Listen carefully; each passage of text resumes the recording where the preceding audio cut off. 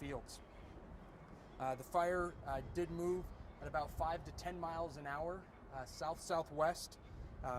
We had local fire departments from Byers, Bennett, Strasburg, Sable Altura, Denver Fire, South Metro, Aurora, North Central, Arapahoe County Wildland Fire, Douglas County Wildland Fire, Lyman Fire, Deer Trail, and Rattlesnake.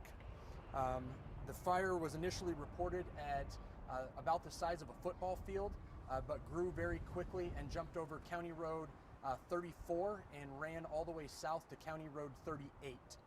At the end of the active fire at 100% containment at approximately 15:05, the estimated size of the fire was approximately 1,150 acres. At this point, we have 8 structures involved.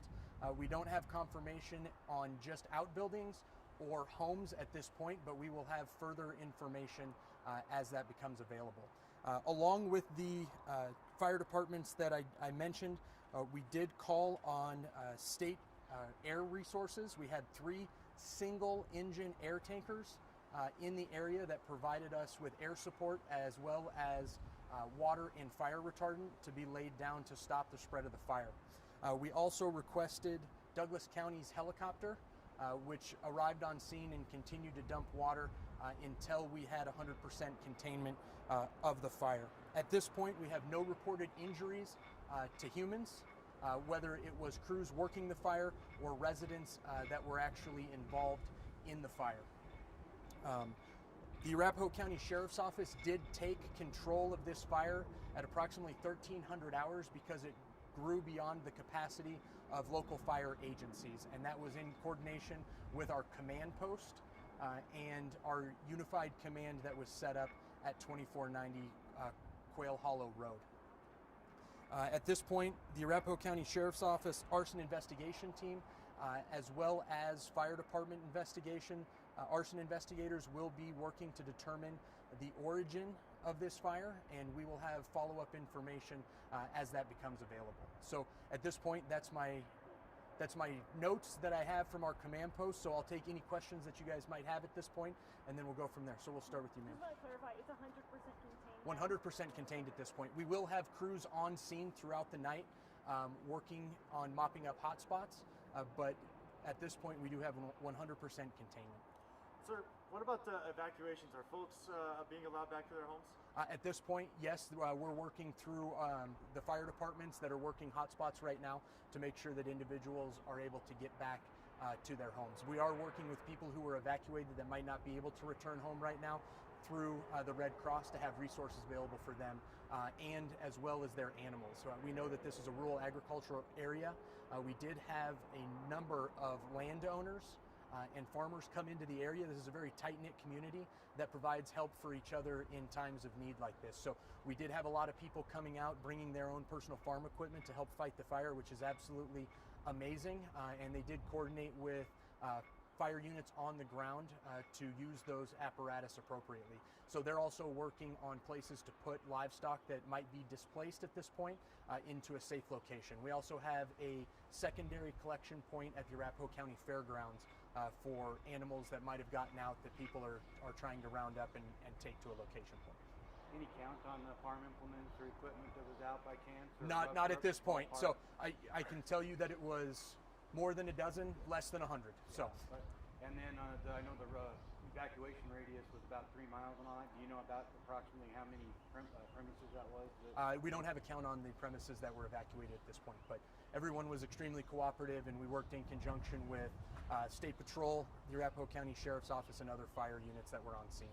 Can you talk about the impact both of farmers getting out there, but then also volunteers, as far as a lot of these districts are volunteer firefighters and the impact they have on this containment? Yeah, exactly, and I can hit on that. You know, volunteer fire departments are the bread and butter of these small communities, and these are men and women who dedicate their extra time to go to training so that they can address situations like this, and they jump into action very quickly, and it plays a huge role in making sure that we're able to evacuate people and get in front of these fires, because they understand the impact that a fire might have on a small local farm or any ranching operations that are occurring out here.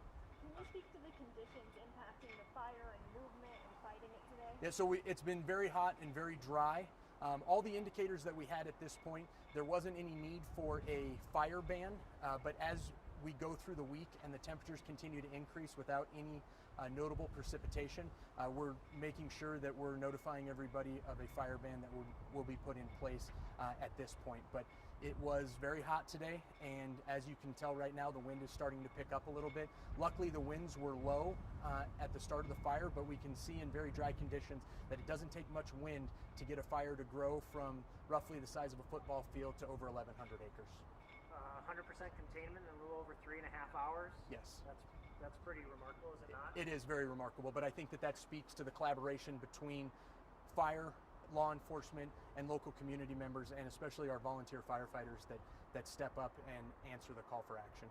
Some neighbors have said that there's been fires in the past 2 weeks. They've seen little fires pop up here and there. What can you tell them to do that you're safe right now? Yeah, and so because we don't know the cause of this specific fire at this point, I can tell you that there is a lot of resources available throughout the county to make sure that we're able to address these things very quickly.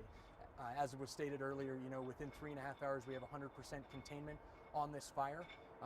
Unfortunately there was some structures lost, but we had no reported injuries to humans at this point. So I think that's a win.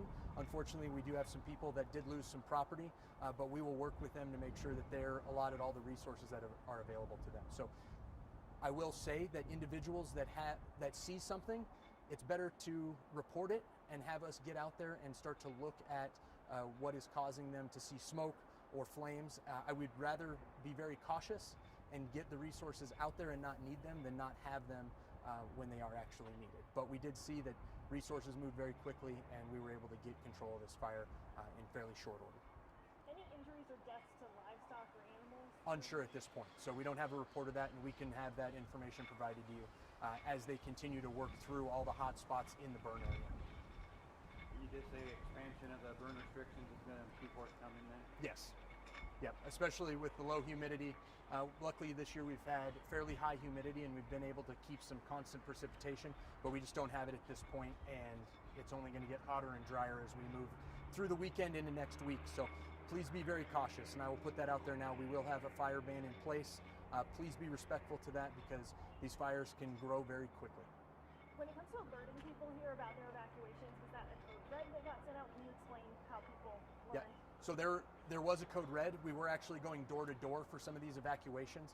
People can go to the Arapahoe County Sheriff's Office website and sign up for our code red program, which will provide alerts to them via text message and multimedia platforms. You can also follow the Arapahoe County Sheriff's Office on our Facebook page or any one of our social media platforms, to include Instagram and X as well. So please sign up for those and follow those, and we're able to get that information to you a lot quicker at that point. Sheriff, any indication of how the fire began?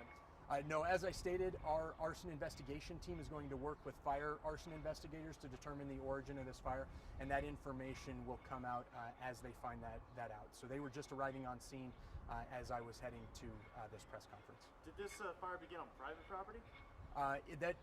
All indications say that it was on private property, but it doesn't appear at this point that we really have any idea how it started, so we will have that information as it becomes available.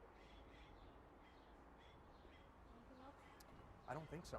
No, thank you guys for coming out. I appreciate it and allowing us to have the opportunity to talk about ways that we can advise the community on how they can get information about whether it be fire bans or evacuations as these things occur with natural disasters and emergencies we have. All right. Fantastic. Thank you.